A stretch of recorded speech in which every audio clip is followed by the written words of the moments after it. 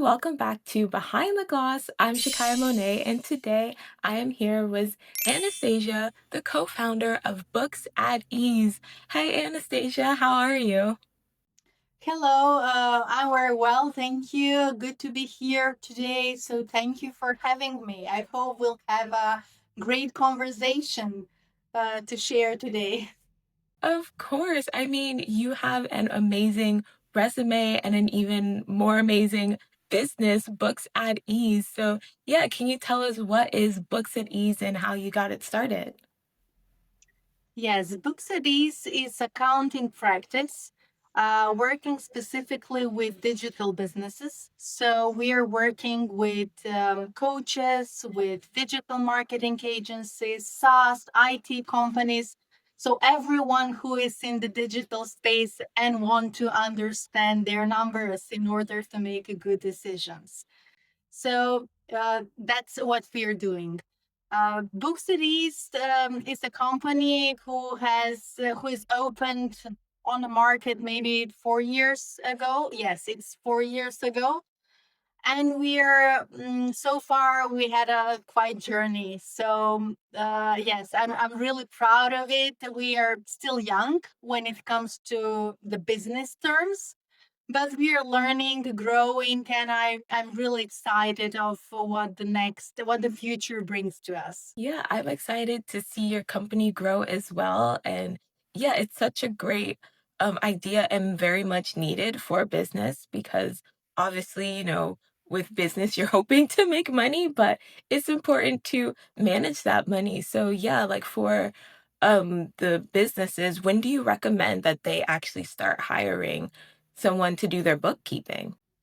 This is a really, really good question. And when I say not at the very beginning, or sometimes I'm posting that I'm talking in public, and people are a little bit confused from my answer. But why I'm saying that? When you're starting a business, you're focused on sales because, first of all, you need to find your product market fit to see whether your service is suitable for that market. And most of the owners are focused on that part. So, sales growing.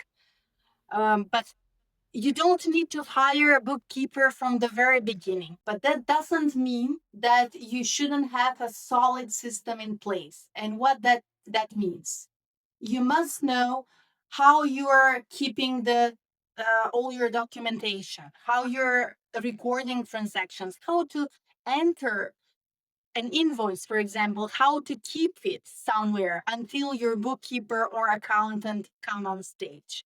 And normally, when the businesses are too small and they're at the very beginning, we are offering a free support for them just to set up their system and to focus on the growth. And when they're ready, we can start working with them. But just to clarify this part, if your business is under $200,000 annual revenue, means that possibly you don't need a bookkeeper at first place because the volume of transactions is low. You're, as an owner, you're able to manage all those roles that you have, including the finances. But after your business goes beyond those 200,000 annual revenue, then it's time to hire a bookkeeper. And what is also the trigger? If you find yourself spending more than 3 to 4 hours monthly with spreadsheets, working with finances, that means then also it's time to hire someone because your time as a business owner is precious. You need to focus on talking to your clients, making sales, building the network, so you shouldn't be chained to the spreadsheet. So if you are in a position when you're spending time, too much time doing your books, now it's a time for the bookkeeper. And bookkeeper shouldn't be seen as an expense for your business. That's something that I'm always talking to my clients. Bookkeeper, accountant is a partner for growth. So it's not expense. If you're not able to cover that portion, then probably you're not ready for that, or you can do it on your own. But after that, it's time to hire it. Okay. No, that's great advice. And thank you for clarifying because I imagine, like, as a business owner, there's so much you have to do. And it's like, oh my days, now I have to hire like bookkeeping. And so I like that you're saying, like, no, when you're ready and it shouldn't feel like another expense. But can you also kind of clarify, is there a difference between a bookkeeper versus an accountant, or are they one and the same? Yes, that's a really, really great question. And this is something that I'm normally speaking about and educating my clients and my audience. So yes, there is a difference. Bookkeeper is someone who don't need an official certification to be a bookkeeper. So everybody who has some knowledge, experience, or whatever can be a bookkeeper, because US doesn't have a strict regulation on who can be a bookkeeper. Bookkeepers are people who are here to help you to categorize your daily transactions.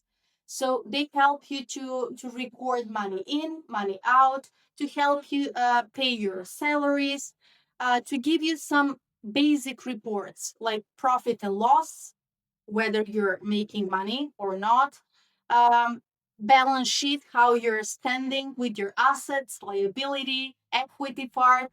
That is a bookkeeper. Accountants normally are certified or uh, uh, pers- people professionals with higher experience, and they're more involved in the analysis part. So if you want to track your KPIs, to see to make up, I don't know, cash flow or forecast prediction, uh, what I will do in the next quarter or next year, then here is accountant or the CFO. And the lastly on the ladder is the CPA. Those are certified public accountants, and those are tax advisors. So if you need to prepare your taxes at the end of the year, then CPA is the person who handle that part. And normally, people, when they're starting, they're mixing bookkeepers and accountants with CPAs. CPAs are really great and highly trained professionals, but they're here to help you to build a tax strategy, to help you file your taxes at the end of the year. When it comes to daily recording of transactions, reporting, analysis, you don't need a CPA. CPA can do that as well, but sometimes it can be costly. So, what I'm advising my clients, make a good mix, hire a bookkeeper or accountant for this transactional part and reporting, and then have ready tax ready reports at the end of the year and talk to your CPA. And that's how you will benefit from the experience, and also you won't spend too much money on finance. Thank you so much for breaking that down. And, like, you're just so knowledgeable, which is great. So I know Books at Ease is going to do fantastic with you at the helm. But I know for a lot of people, I feel like we get really nervous talking about money, and it makes us uncomfortable. So 2 questions for you, like, why do you think people are uncomfortable talking about money? And then for you, what made you want to go into this business where you are constantly talking about money? Yes, yes, that's great. Yeah. So yeah, first of all, how I'm looking into that. Money feel tied to survival. So that's our initial instinct to survive. So when it comes to survival, people are scared because it directly affects their well-being, the well-being of their families. So it's really hard.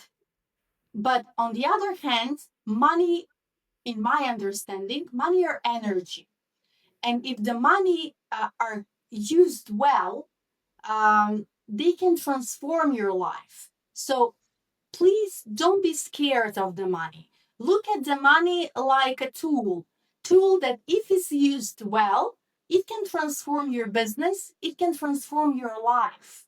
So money shouldn't be scary. They should help you to grow, to build your business, to help your family grow. And why I want to do that? Because I know that most of the business owners, especially small businesses I'm working with, those are mostly family businesses.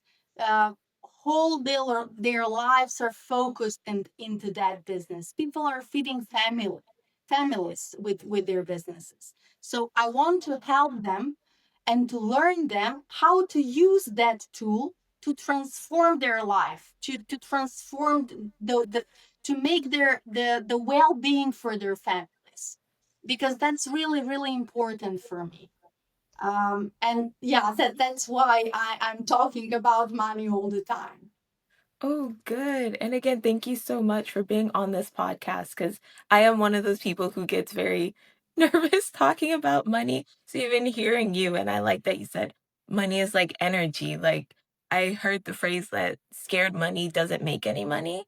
So it's kind of like you do need to put some out to get some back. So yeah, kind of like, do you have any advice for small businesses or new businesses in regards to how they should kind of allocate their money? Or do you notice like any common mistakes that a lot of CEOs or entrepreneurs make? Those mistakes are really common, especially at the very beginning. And it's really interesting when you analyze the businesses in their stages, early, more mature growth stage, you will realize that every single business does the same mistake. So we need, yeah, it's a really interesting pattern that I'm noticing is working with businesses in different stages, and I realized that okay, let's break it down so people can understand in what stage they are and what kind of mistakes they might be doing. So when it's the early stage of the business, normally founders are spending too much money, especially my digital space businesses, too much money on subscriptions that don't even need them. And why is that? Because normally you're starting at the very beginning, you're too excited, you want to try a lot of tools, apps, everything is available at the moment, and then you're spending too much money on that without realizing that maybe, okay, I don't need this. So this is really first part of the spending. Second part, especially in the early stage, is overspending in marketing and advertising without having a clear understanding what I want to achieve and what is the return of investment of this campaign. Because we are trapped. We want everybody wants to go public, everybody wants to go with ads. Okay, now it's a digital age. Let's promote our service, and that's great. We need to do that. But before we do that, we need to understand what I want to achieve. Whether this marketing campaign will bring the return of investment or will drain my profits and I won't achieve anything. So that's the thing.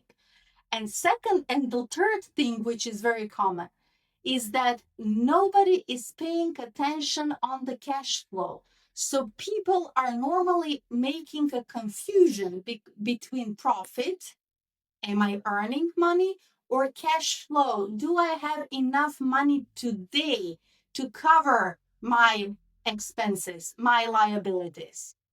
And the cash flow is very important part because if you sit and look at your bank balance, maybe you will see, I don't know, $10,000 there. And you say, oh, great, awesome, I have money, I have earned money. But what if for 2 days you need to pay, I don't know, $9,000 for something? Have you planned that? Have you planned those spikes? Do you know when exactly you would need that money? Because I had a client of mine who was really, really great SaaS company. They were startup and they were VC funded and they had a lot of money at the very beginning and they wanted to spend them because that is how SaaS companies are working. But they didn't have a cash flow. And what happened? In 2 months, they came really close to the bankruptcy. They spent all the money and they don't know what should we do now. So that is really, really important. Have your cash flow. Know when and why you need to spend those money. And hire books at ease to help you because yeah, it's so important. And I imagine that with all of your experience working with different startups and companies and small businesses, that has definitely prepared you to step into that entrepreneurial ship. So I kind of want to go into your experience. You are the co-founder of Books at Ease and Next Generation. So first, let's also talk about Next Generation. What is that? Next Generation is my first child. Actually, my first company we have started 8 years ago. So, Next Generation started initially as the back office support for accountants and CPA practices from US. But since 2 years ago, basically, yeah, 2 years ago, the company slowly mm, transformed its path. So now it's not more a back office support for accountants, but it evolved to academy.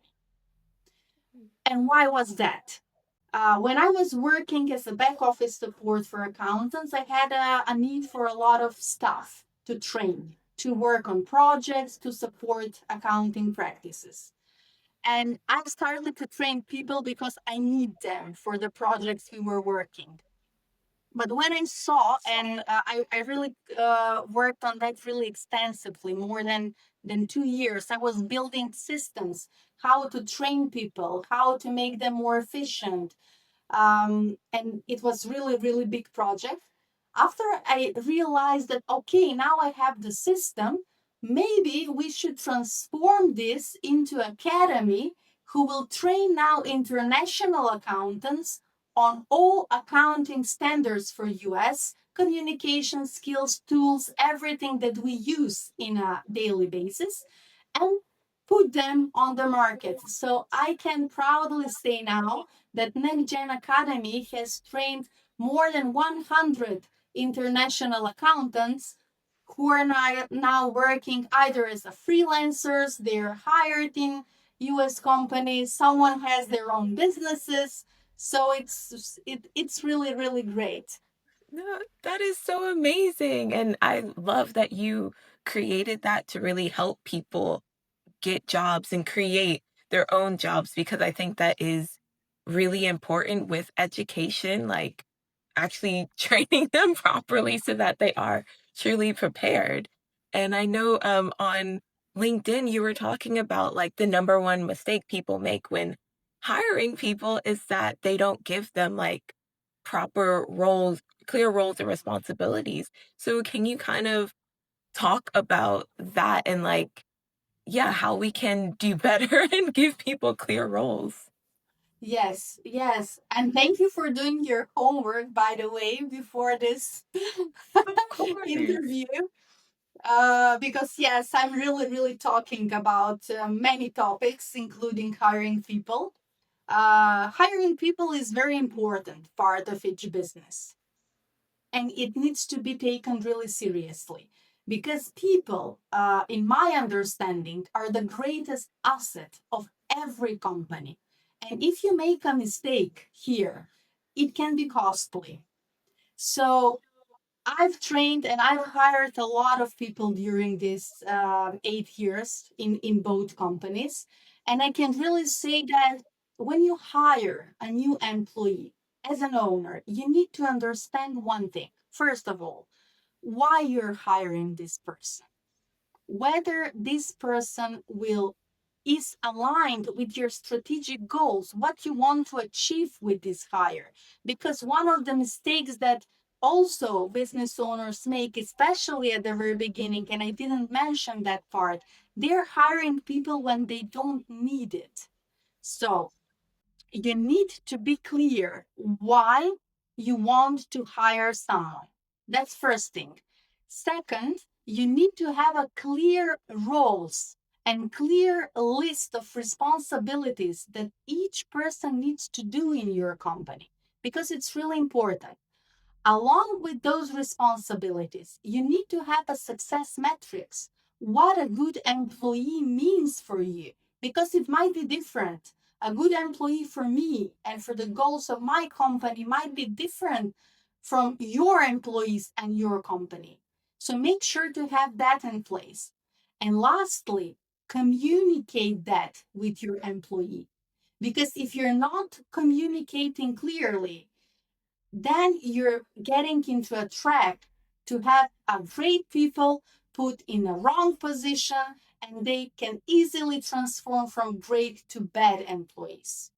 Mm. So this is a really, really interesting and complex relationship, employer employee, and needs to be taken very, very, very seriously and carefully. But that's my advice. What you need to do to hire a good people. And again, great advice because I think I've even been in some jobs and it's like, wait, is this in my job description? Like, what exactly am I doing? So I love that you are just always educating people, and I have to say doing research on you, like, your LinkedIn page is so amazing. I was just going down, like, endlessly because you're offering great advice, like, you have videos, you're writing, and it's all just, like even if you're not an entrepreneur, I think you can take, the advice. So, what made you and where do you find the time to post on LinkedIn? Yes, yes. So social media now are very important part of our reality.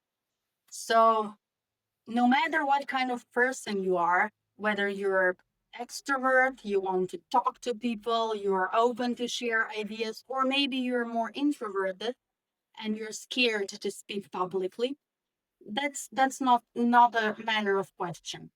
Social media now are very important part of our living, let's say.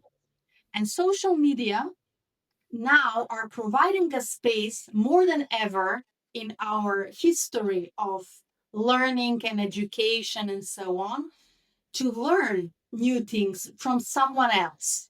Because um, in the, let's say, 20 years ago, when I was starting my career, there were no resources on the social media. Everything you need to do is to go your path on your own. So I did a lot of research, a lot of studying, a lot of books read. I'm still doing that, but I didn't have a peer or someone I can learn from, because social media were dead. Now this era, it's really, really good because you can learn a lot. And this is the stage now where you can spark the ideas, you can learn from others, you can help others. So it's really, really important to be present. And how I'm finding time, I put that as my priority because I know it's important. And when I'm passing some journey here in this part of the world, someone else maybe is having the same story. And if I'm speaking publicly about that, maybe I will help someone. And that is a really good switch that you need to make in your mind, because previously, personally, I'm a some sort of introvert person.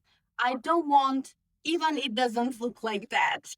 When you see my videos and my content and everything I'm doing, I'm a little bit introverted. And I was scared at the very beginning how I will talk now in public, how the people will react, and so on. But I spoke with one of my mentors that we were working together, and she said, if you make a little switch in your head and think that when you are speaking publicly, sharing content, you are helping someone, then the fear goes away. And that was the truth. Then, now, from this perspective, when whatever I'm doing, I have that picture in mind. I'm helping someone, I'm sharing this with someone.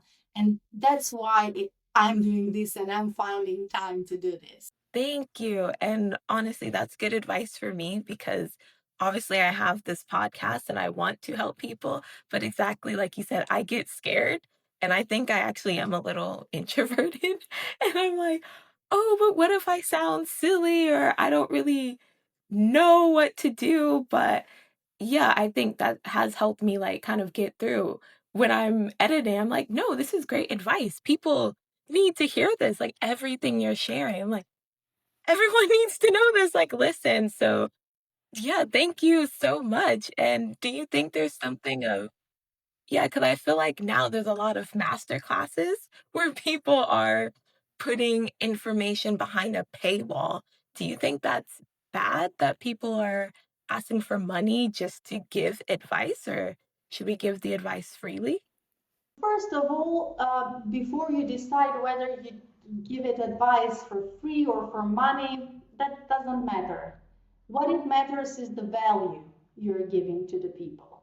Because now there is, I agree with you, a lot of content, a lot of things that are selling something, telling the stories and so on, and most of them are exciting and so on. But the genuine value and what you are giving to the people can be recognized really easily. And I don't know how. But when I see someone's video or post or podcast, I know I trust this person or I don't trust this person. So, of course, something that you can give to someone, you can do it for all those videos, content posts are for free, for sure, because I'm not, and you with this podcast, you're not receiving money for this. You're doing this because you love this, you want to share.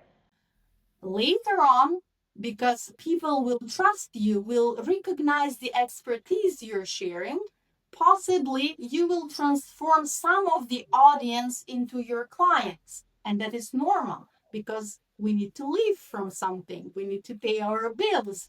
So that's normal. But initial instinct is sharing, giving. And my understanding is as long as you're giving and sharing, the universe gives back to you. And I don't know how it works, but it works perfectly fine. So, yes, that's it. Oh, good, I'm gonna trust that the universe is gonna get back to me. And in the vein of giving great advice, like again, you've given so much just in the few minutes we've been talking, but what is some great advice that you've been given from like your mentors? Like how have they kind of shaped you? One of the best advice I was given was don't be afraid to try. Because my personality also it's I'm too much thinking. I'm analyzing things and I'm accountant for a reason, right? So that's my personality. But and really there was early in my career and early when I was starting the business, I was always thinking, okay, let's learn one more thing. Let's read one more book. Maybe it's not a good time to try it. I don't know, maybe I'm not prepared. But my mentor said, don't be afraid to try because failure is not a bad sign, it's just a feedback. When you fail, it's a feedback that you need to correct or adjust something to move on. So failures are simply, I don't know, scores for next success because you're failing today, but that means that you will learn, you will adjust, and you will be better tomorrow. So that was one of the best advices I get. And second advice I got from my mentor was when I was starting the business, don't see your entrepreneurial journey as a destination. It's a journey. So live your life. Enjoy every experience you will face because that will shape you as a person, that will shape your life, that will give you a lot of memories at the end of the day when you get old and when you go back and see what I've done in my life. So Those are two really, really, really good advices I got from the people I was working with. No, that's great, and I definitely needed to hear that. I've like, the editing takes me so long because I'm afraid. But to your point, I need to just try and just do it and put it out there. And another question I love to ask all my entrepreneurs, do you think that you were destined to be an entrepreneur? Like, was this something that you always wanted to be, or did you kind of fall into this? Yeah, that is a really deep and good question. And honestly, I don't know whether it was destiny or choice, to be honest. Because when I go back and analyze myself, my personality is humble. I want I'm humble. I want to serve people. I want to be someone who is hardworking, who is helping. And I don't know if that's some bossy traits. I don't know, maybe, but what I really know is that with what I'm doing at the moment, I'm making an impact. I'm changing someone's life. So with every advice, with every decision I take, someone else is having a better life. And this is really rewarding for me because if I know that you, as a small business owner, with my advice, have, I don't know, more money to go on holiday, or maybe to spend more time with your children if you have them, or maybe to go with your partner somewhere. No matter what, I'm happy. So this is really, really rewarding. So I would say maybe some sort mix of destiny and choice, but the most important is that I love what I'm doing, so it doesn't matter. That's great, and I personally think that you are an amazing entrepreneur, like, one, obviously, you've been giving us great advice, but also that you said you just wanna serve people, and I think that's the marker of a great leader, that you just really want to help and that you're doing what you can to help. So again, thank you. You've helped me just like within these few minutes. And yeah, going back to your entrepreneurial journey, like I said before, you are a co founder, which means you did have help with creating these businesses. But how do you kind of work with someone? And it's your husband who you've done this with. Like, marriage is hard enough. So how do you have 2 businesses with someone that you're married to? Like, was that difficult? Was it kind of natural? Like, yeah. To be honest, when I was starting this with my husband, I wasn't sure what I'm getting in. So, so yeah, we are in a quite unique position. I believe that there are many people like us, like spouses are having their family business and so on, and it's hard but rewarding from the same time because the good thing when you have your husband as a co-founder, the good thing is that you're sharing the same vision for the future.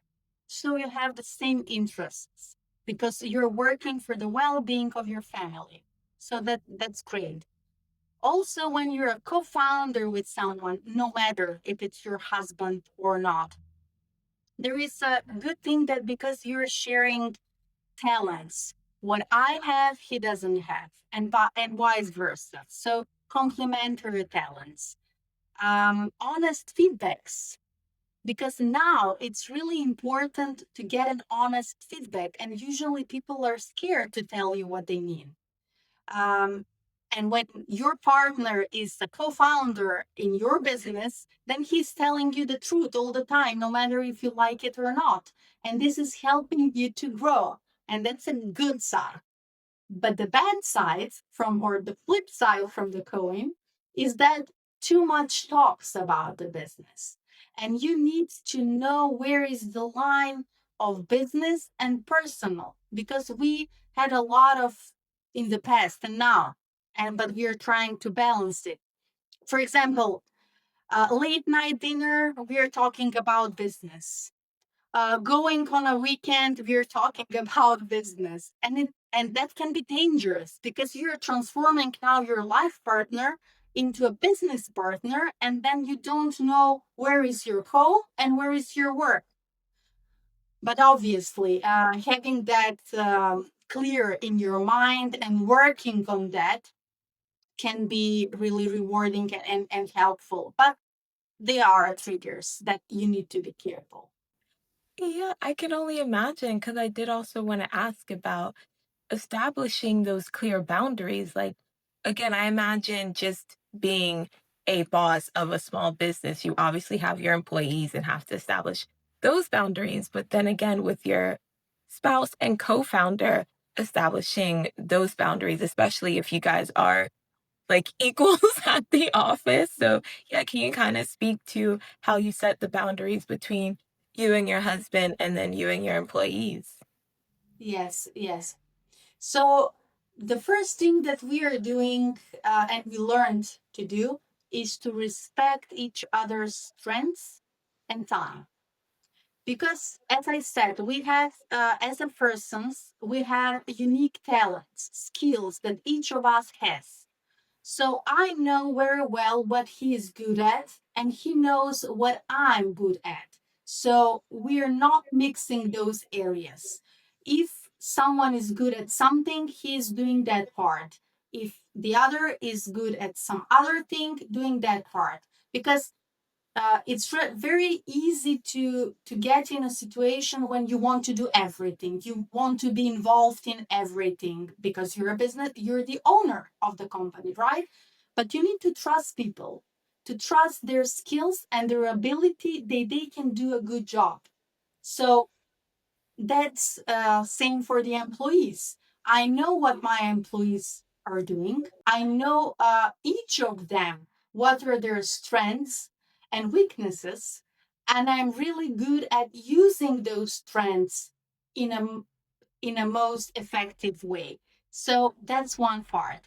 Second part is what we are doing, let's say, with my husband and with the team as well. We have weekly meetings when we're openly talking about the problems.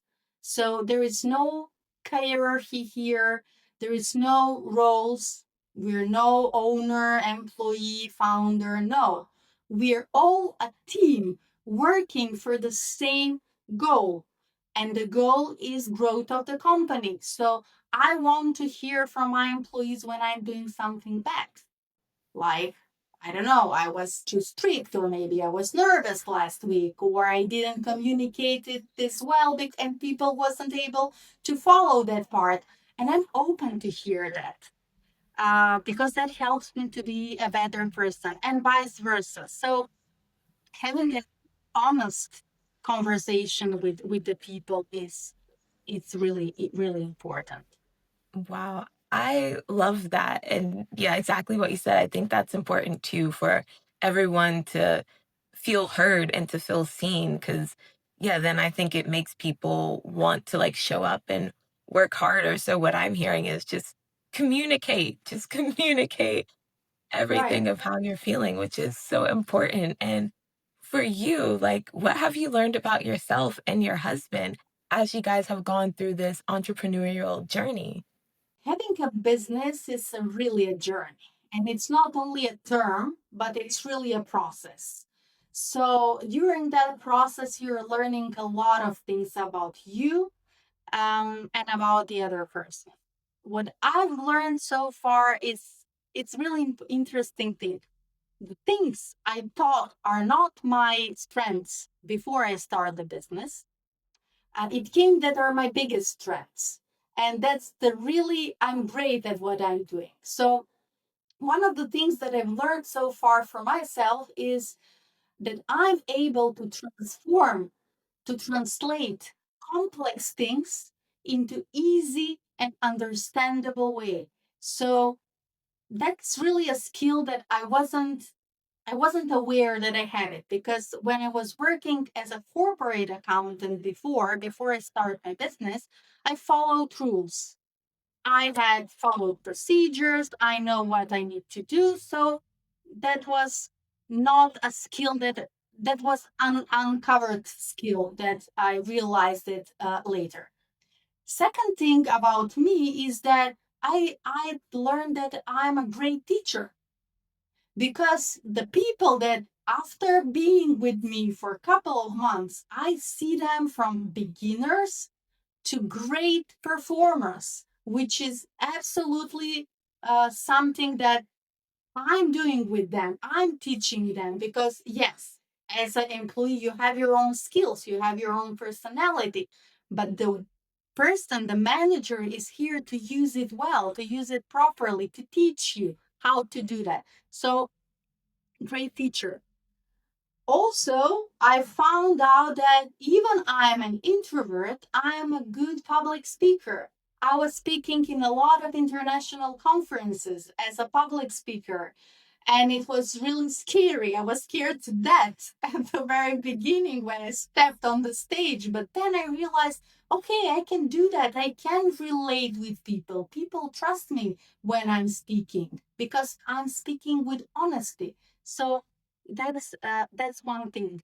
And lastly, which I'm recalling these days, is that the patience and the hard working that my mother taught me when I was a young girl is something that I benefit today. Because if I wasn't so much patient and so much hardworking, I wouldn't get to this point where I am at the moment. So yes, that's the things I've learned about myself. I love how you said you're introverted, but you're public speaking, because I do think that a lot of introverts kind of feel like, oh, well, I can't do this or I can't do that because I'm this and that. And it's like, no, you can. You just, like we were saying earlier, you have to try and not be afraid. So I love that you kind of stepped out of that comfort zone. Was that a choice that you made yourself, or did you kind of like, well, I'm the co-founder, I have to speak up and kind of promote myself? Like, how did you get into that public speaking? Yes, obviously for my business, because I realized that if you're hiding behind the walls, nobody will know about you. And people, in order to see what you're doing and to connect with you, they need to hear you. So even though I was scared, even though I'm an introvert as a personality, I thought, okay, I need to do this because I have so many brilliant ideas in my mind. I have so much to say, and it's really pity this to be hidden only in my head. So let's try it. Okay, first time it won't be perfect, and it wasn't perfect. And so what? I mean, nobody cares about that. Everybody is here to listen. And that was one of the things that one of my mentors for public speaking told me.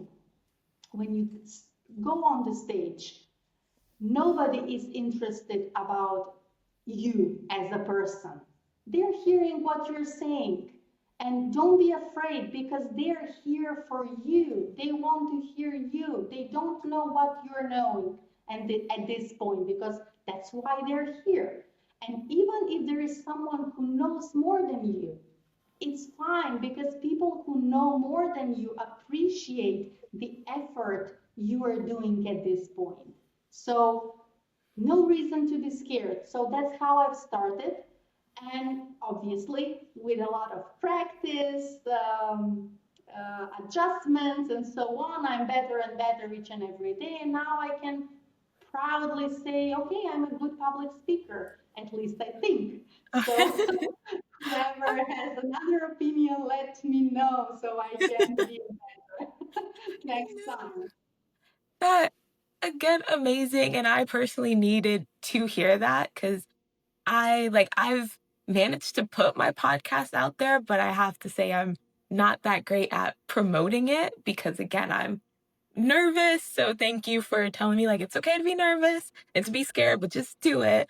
But for you, like, because you talked earlier about, some small businesses putting too much money in marketing. So, any advice for other small businesses or even me and my podcast on how we can kind of promote ourselves? And again, like, how much of me do I have to sell in the podcast or like in a small business? Like, does that make sense? Mm-hmm, mm-hmm. Yes, yes, absolutely. So, first thing that I learned is that people are not trusting your logo, no matter how brilliant it is. They trust you. They want to see you, your energy, your knowledge, how you're communicating with people. So it's really important to step up and promote yourself. So when we're talking about what to promote, of course, I'm not promoting me as a personality. I'm not promoting, I don't know what I'm doing at home, but mix that with let's put it like this: your personality, your skills, your energy, along with your expertise, packaged under your brand, makes you visible and make people trust you. Because at the end of the day, now it's a time when the technology is evolving and there is a lot of tech things uh, around the air, and that's great.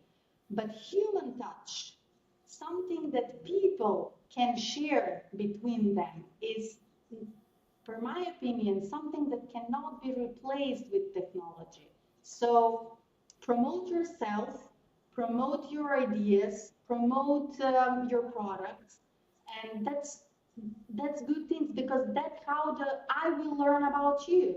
That's how I will know what you're doing, and other people that are listening, for example, this podcast or this episode, will learn something new. So do it, promote yourself, promote your service. Don't be afraid to do Yeah. that. Thank you. And then is it kind of the same exact thing for, I imagine there's a lot of bookkeeping services out there. So it's that thing of how do you kind of stand apart from the rest? Because again, there's lots of podcasts out there. It's like, what makes me different? Obviously, it is me, myself, but again, any more advice on how to, yeah, stick out from the crowd? So, yes, as we talked earlier, today there is a lot of content. There are a lot of people who are speaking something, selling something. But to stand out, what is important is, do you believe, first of all, in what you're doing?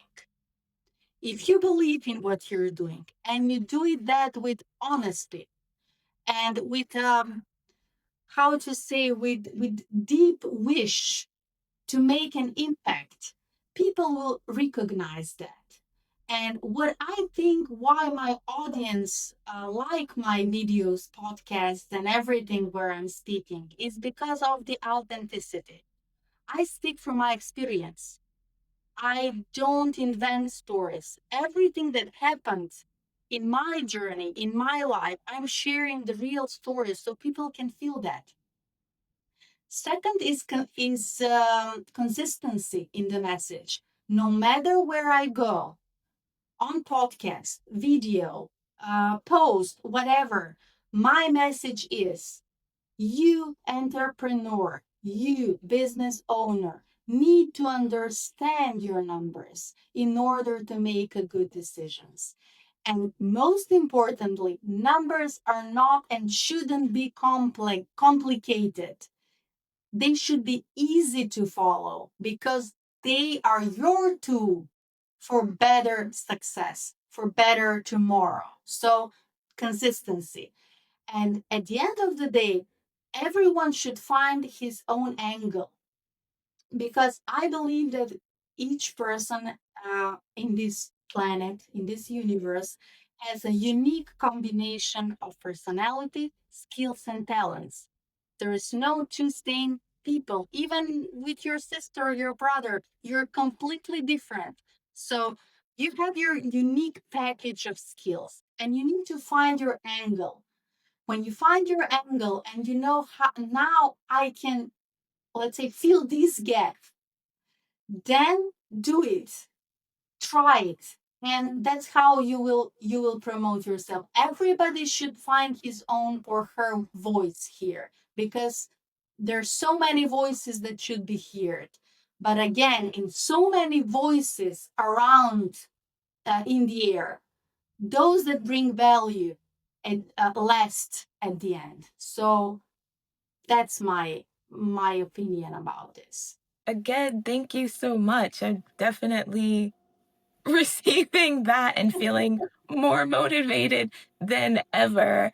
And I also wanted to ask because you were talking about on LinkedIn as entrepreneurs, I think a lot of times we want to say yes to everything because we never want to miss an opportunity. But you were talking about we should say no more often. So, what is the power that entrepreneurs, or I feel like anybody, can hold in the power of no? Yes. That's really interesting because, and it's quite controversial because when I'm saying that, people normally say what you're talking about. But I will explain this. So saying no is one of the hardest things that a business owner should do. And why is that? Because our initial instinct is to respond, to help, to give. But especially when you are in a phase when you don't know what to achieve, when you don't know what are your goals, where you want to go, then saying no can be dangerous because, yes, you can miss opportunities. But if you have a clear path, you know what I want to achieve, what are my goals, saying no can be liberating because every time you say no to a wrong client, you're releasing an energy that can be used for growth, for innovation, for something better. So, of course, saying no it's hard, and there is one song says it's not for no, it says for sorry seems to be the hardest thing. And now in the business world, no seems to be the hardest thing. But yes, we need to say no more often if we see that that business deal or that person is not our customer. He's not benefiting from us. We are spending our time, his time, energy. So better say no, free up of your time, and do say yes to someone who value your work, who can, I don't know, bring you more and so on. Oh, yes, that's good. And I think even I'm learning to kind of say, I need a minute to think about it to really like decide if I want to say yes or no. So, again, thank you for that great advice. And going back to Books at Ease, like I know you are currently in Macedonia and you were talking about doing like US accounts and things. So, does Books at Ease specifically help businesses in the US, or are you international as well? Yeah, Books at Ease is working with U.S. companies. So we are specifically for U.S. companies. We have some international clients that I'm working with as a fractional CFO. So that's something else. But 90% of the focus of Books.it is on the U.S. market. Okay, but I'm excited to see like where it's gonna be and grow. And I love that you have that international perspective to really help people. But I like to take this moment to manifest with my guests. Like, where do you see Books at Ease in 5 years? Yes, so first thing, I see Books at Ease with a community of more than 1,000 international bookkeepers who are giving a world-class service because that's my mission, and I really want to put um, not only Macedonian accountants, but everybody who is international and wants to enter this market to give a world class service. So that's number one. Second is I believe that Book Cities will have a long-term partnerships. That is something that we are working at the moment. As I said, we are very okay, not very early, but we're young when it comes to the business stage. So I envision that Books at Ease will have a long-term partnerships with clients that we want to work with. And of course, I'm working now, and hopefully, after let's say in 5 years, I will have my ideal customer. So, someone that I will be glad to work with, that will have all my check marks on the list. Because nowadays, when you're starting, you're working with maybe with businesses that are not your ideal customer, but you're trying to help them. However, this is my vision for five years from now, and of course to be more profitable from now. I know that's always the goal and it's coming. So, yeah, like where can they find you at Books at Ease? And also, was there a story behind the name Books at Ease? Yes. So Books at Ease, you can find us on our website, which is www.booksatease.com, or you can find me on LinkedIn, see my great videos, and read my great posts. So if I can help you, I'm more than happy to help you. And the story behind the name Books at Ease is simplicity in numbers, because as I'm talking all the time, each entrepreneur should understand the numbers in order to make a good decisions, and that those numbers shouldn't be complicated, it should be easy. So books at ease means having your books with ease, and you're happy to enjoy in your life and enjoy with your family and make your business more successful. I love it. And so, my last question I phrase as if you were going to lose your voice tomorrow, what is the last thing that you would want people to hear from you? If I lose my voice, Yeah, you'll get it oh, back though. Yeah, I don't want it to be too disturbing, but I don't want that happen, but okay. If that happens, what I want to everybody to hear is, don't be afraid, try it. mm, Life is too short to waste it on things that are not important.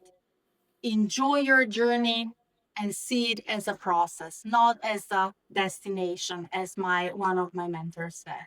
So maybe three sentences, but I was gonna in say case they lose it tomorrow, you will have this podcast and people can recall on that. Cause you're a glass house.